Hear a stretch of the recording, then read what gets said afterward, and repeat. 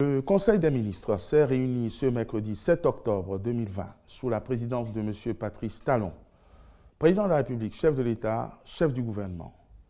Les décisions ci-après ont été prises au titre des mesures normatives. Transmission à l'Assemblée nationale pour examen et vote du projet de loi de finances rectificative pour la gestion 2020. Les effets économiques de la crise sanitaire générée par la pandémie de Covid-19 appellent un ajustement du budget de l'État gestion 2020. Celui-ci s'établirait désormais en équilibre, en ressources et en charges à 2167,99 milliards de francs CFA contre 1986,910 milliards initialement prévus, soit une hausse de 9,1%. L'augmentation s'explique par la prise en compte au budget de l'État des dépenses d'urgence sanitaire, des transferts monétaires en soutien aux citoyens, aux entreprises, aux artisans et aux ménages, de même que par des mesures de facilitation d'accès au crédit d'une part et la mise aux normes des équipements et installations sanitaires d'autre part. Il convient de signaler que ce projet de loi de finances rectificative prend en compte les diverses contributions reçues des donateurs et des partenaires techniques et financiers de notre pays dans le cadre de la mise en œuvre du plan de riposte national contre la Covid-19. Il postule, dans un scénario prudentiel, un taux de croissance révisé du PIB de l'ordre de 2,3% à la fin de l'année 2020. Transmission à l'Assemblée nationale pour examen et vote du projet de loi de finances pour la gestion 2021. Le projet de loi de finances pour la gestion 2021 est principalement porté par le double défi de renforcer la résilience de l'économie nationale et sa relance face aux chocs exogènes, ainsi que la consolidation budgétaire et le renforcement du modèle social en cours de construction. Ce, en tenant compte de son ouverture aux mesures d'atténuation des implications de la pandémie de Covid-19 sur le social. Il s'équilibre en ressources et en charges à la somme de 2 452,192 milliards de francs CFA et projette un taux de croissance de 6% du PIB.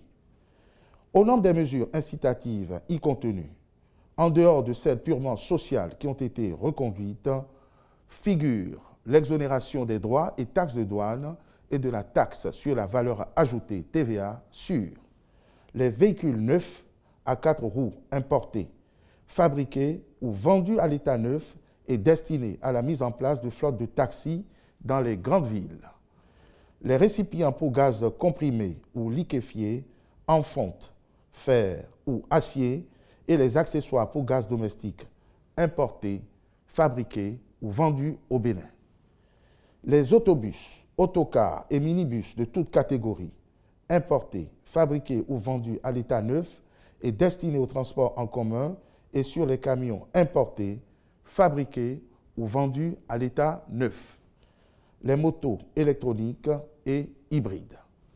En outre, le projet de loi de finances pour la gestion 2021 prévoit des mesures incitatives de promotion des petites et moyennes entreprises et la création d'emplois. Il s'agit de l'exonération de la patente et de la taxe professionnelle synthétique TPS sur les 12 premiers mois d'activité des entreprises nouvelles. La suppression de l'obligation de demande préalable de validation des acomptes sur impôts assis sur les bénéfices AIB. L'exonération des rémunérations de stage de l'impôt sur le revenu des personnes physiques et du versement patronal sur salaire. L'institution des règles de traitement de la TVA en matière de vente annulée ou impayée. La suspension de la retenue à la source de la TVA pour certaines entreprises en situation créditrice justifiée. Les différents ministres prendront part aux discussions devant la représentation nationale en vue du vote de ce budget. Adoption des décrets relatifs à la gestion budgétaire en mode programme. Au titre des réformes engagées par notre pays pour favoriser le renforcement du cadrage macroéconomique, il y a lieu de citer l'amélioration de la planification stratégique et de la programmation budgétaire. Y figure, entre autres, la réforme des marchés publics ainsi que l'informatisation des chaînes budgétaires et comptables. Dans la même dynamique, sur ces deux plans, la déconcentration du pouvoir d'ordonnateur dévolu au ministre chargé des Finances a été prescrite pour responsabiliser davantage les nouveaux directeurs de la planification, de l'administration et des finances. Par ailleurs, la réforme intègre des cadres de dépenses sectorielles à moyen terme qui traduisent l'orientation budgétaire telle que définie au plan national vers le niveau ministériel.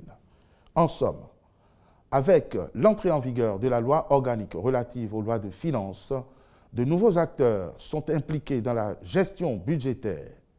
Des règles, principes et outils de gestion novateurs sont subséquemment établis. De ce fait, il s'avère indispensable d'actualiser le décret concernant le calendrier relatif à la préparation du budget de l'État, la procédure de son exécution, la définition des attributions ainsi que des conditions de nomination du responsable de programme. Ces mesures sont mises en œuvre dans la perspective du basculement intégral de la gestion publique en mode programme prévu pour le 1er janvier 2021. Le Conseil a donc adopté les décrets s'y rapportant et instruit le ministre de l'Économie et des Finances à l'effet d'en assurer la vulgarisation appropriée et l'application adéquate. Adoption du décret portant attribution, organisation et fonctionnement de l'organe de contrôle des prestataires de services de confiance numérique en République du Bénin. Avec le développement des services numériques et leur utilisation largement répandue, il s'avère nécessaire de promouvoir également les services considérés comme essentiels à la création de la confiance numérique, autrement dit, les services de confiance numérique. Le Code du numérique a prévu la mise en place d'un organe de contrôle dont la mission est de créer les conditions équitables pour tous les prestataires de services de confiance numérique et de renforcer la confiance des consommateurs lors de l'usage des outils, écrits et transactions électroniques. Pour ce faire, le dit organe aura notamment pour rôle de analyser les rapports d'évaluation de conformité des prestataires de services de confiance, informer les autres organes de contrôle et le public en général de toutes atteintes à la sécurité ou des pertes d'intégrité des données, procéder à des audits et évaluations de conformité des prestataires de services de confiance qualifiés, accorder ou retirer le statut qualifié aux prestataires de services de confiance et aux services qu'ils fournissent. C'est donc en vue de favoriser l'opérationnalisation de cette structure que le Conseil a adopté le décret relatif, procédé à la désignation des membres du comité de qualification et instruit le ministre du Numérique et de la Digitalisation de prendre les dispositions nécessaires pour la mise en œuvre des décisions. Adoption des règles d'organisation et de fonctionnement des hôpitaux publics. La finalité des réformes majeures entreprises dans le secteur de la santé est de garantir des soins de qualité à tous. La réalisation de cet objectif passe également par une bonne administration des hôpitaux et centres de santé. Or, l'évaluation des mécanismes de gestion a montré que la gouvernance peu satisfaisante des établissements hospitaliers publics est l'une des causes des dysfonctionnements relevés. Pour y remédier, le gouvernement a recouru, à titre expérimental, à des administrateurs en lieu et place des médecins pour gérer ces établissements.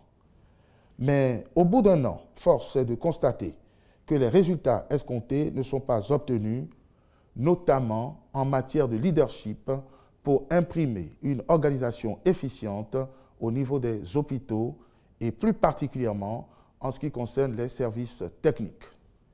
Une telle insuffisance a des répercussions sur la qualité des soins offerts aux populations. Face à ces constats et en vue de mettre en place des solutions durables à la gouvernance et au management de la médecine hospitalière, le gouvernement a fait l'option de professionnaliser la fonction de directeur d'hôpital.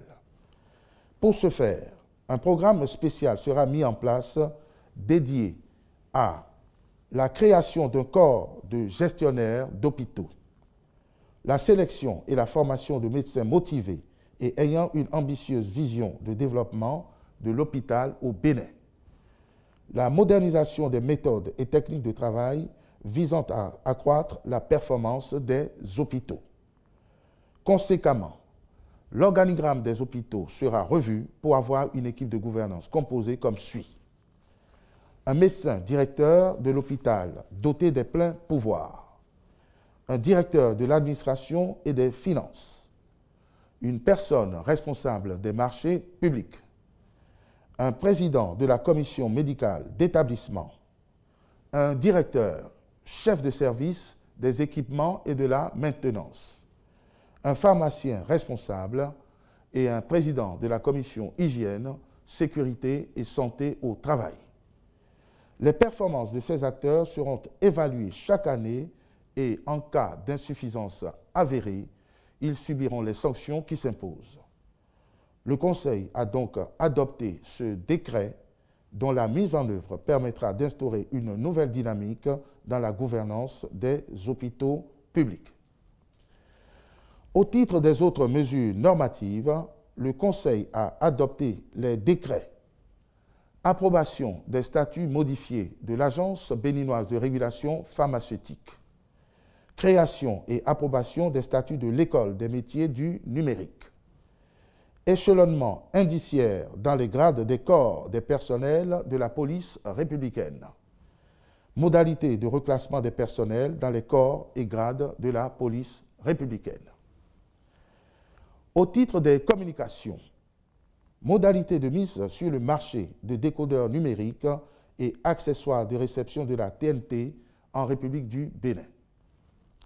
La réalisation du projet de télévision numérique terrestre TNT dans notre pays est en cours. À ce jour, l'acquisition et l'installation des équipements pour la collecte, la transmission et la diffusion des signaux numériques, la mise en place du cadre juridique et du plan de communication sont des phases déjà accomplies. Pour concrétiser la volonté du gouvernement d'offrir la TNT à toute la population béninoise, il convient de retenir la formule appropriée pour l'accès aux décodeurs numériques en vue d'une réception adéquate des programmes. Après une analyse minutieuse de toutes les options disponibles, le Conseil a retenu celle dite freeware. Elle offre l'avantage d'un signal non crypté avec des programmes de base en clair, c'est-à-dire accessibles gratuitement. À ce titre, les populations pourront librement s'approvisionner en décodeurs et accessoires de réception auprès des distributeurs. Le gouvernement a ainsi prévu des mesures d'accompagnement et d'encadrement telles que l'exonération des droits de douane et de la TVA, l'obligation d'homologation ainsi que la fixation d'un prix plafond pour la vente des décodeurs et équipements de réception d'entrée de gamme. Le Conseil a par ailleurs approuvé la note stratégique relative au lancement de la TNT au Bénin et instruit les ministres concernés d'accomplir toutes les diligences nécessaires à cet effet. Approbation des négociations relatives au projet d'aménagement et de bitumage de la route des pêches et ses bretelles, phase 2, de la route de l'Esclave et de la corniche est de Cotonou. Le programme initial des travaux de la route des pêches, phase 2, confié au groupement Sogea Satom Bénin, Sogea Satom UK, Sodea Satom, comprend l'aménagement et le bitumage du tronçon à Dunkor, porte du non-retour Bouches-du-Roi, 35,80 km, et les bretelles à Dunkor Kokokodi, 4,73 km, à Vlekete Paou, 5,22 km, et porte du non-retour RNIE 1 Ouida, 8 km, soit un linéaire total de 53,75 km. Mais pour une plus grande synergie dans la mise en œuvre du projet dont le démarrage des travaux est imminent, il est apparu pertinent de réaliser à cette même occasion la corniche est de Cotonou et la route de l'Esclave pour en faire des axes à forte valeur ajoutée au plan touristique et environnemental. Ainsi, la nouvelle configuration globale du projet se présente comme suit. Axe principal à Doncor, porte du non-retour, 23 km. Bretelle A à Doncor-Cococodi, 5 km, aménagé en 2 fois 2 voies. Bretelle B, route de l'Esclave, 3,921 km, aménagé en 1 fois 2 voies. Bretelle C, porte du non-retour, Bouches-du-Roi, 2,38 km, aménagé en 1 fois 2 voies. Corniche est de Cotonou, 2,205 km, aménagé en 1 fois 2 voies. Le Conseil a marqué son accord pour ces aménagements qui sont sans incidence financière.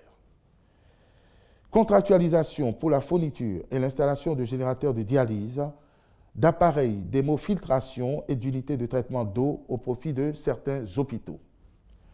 L'acquisition de ces équipements participe de la volonté du gouvernement d'augmenter les capacités de nos centres dédiés pour assurer une meilleure prise en charge à un plus grand nombre de patients.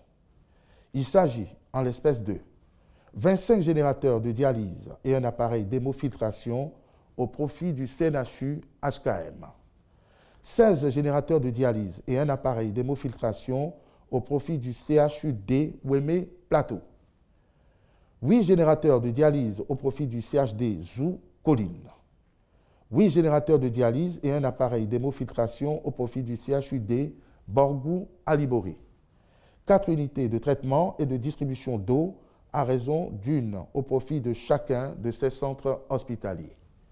Les ministres concernés par cette procédure sont instruits d'accomplir toutes les diligences en vue de son aboutissement. Au titre des rencontres et manifestations internationales, le Conseil a autorisé l'organisation à Cotonou du 9 au 11 décembre 2020 d'un colloque international sur la responsabilité civile et pénale des exécutifs devant les juridictions nationales en Afrique noire francophone. Au titre des mesures individuelles, les nominations ci-après ont été prononcées.